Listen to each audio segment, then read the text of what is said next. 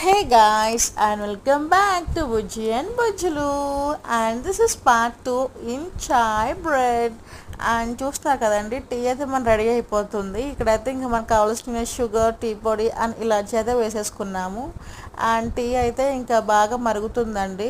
And మనమైతే ఒక 10 నిమిషాల నుంచి ఒక 5 నిమిషాల వరకు అయితే హై టు లో అయితే ఇంకా మనం టీని అయితే మరిగించుకోవాలి.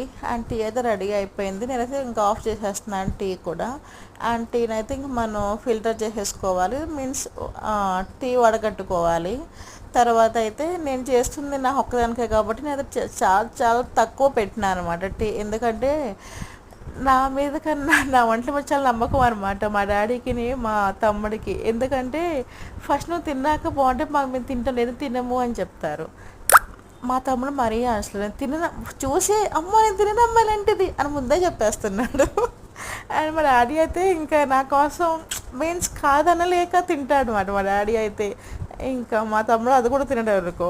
అండ్ ఇక్కడైతే ఇంకా నేను ఇందాక రెడీ చేసుకున్న కోవా అయితే ఫిల్ చేస్తున్నానండి. ఒక బ్రెడ్ పైన అయితే మొత్తం పెట్టేసుకున్నాను.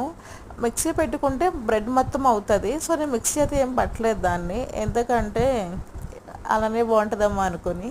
అదైతే కొంచెం క్రిస్టల్గా అయితే అయిపోయింది, కానీ బాగానే ఉంది.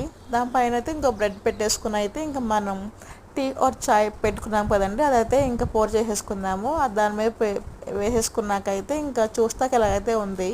సో నేనైతే టేస్ట్ చేస్తున్నాను ఎలా ఉంది అంటే, టేస్ట్ అయితే మనం సేమ్ పాలు బ్రెడ్ తింటాం కదా, రస్కులు టీ అండ్ కాఫీలో ముంచుకొని సేమ్ నాకు అదే టేస్ట్ అనిపించింది, కానీ స్లైట్లీగా చేంజ్ ఉంది అంతే. Bye bye.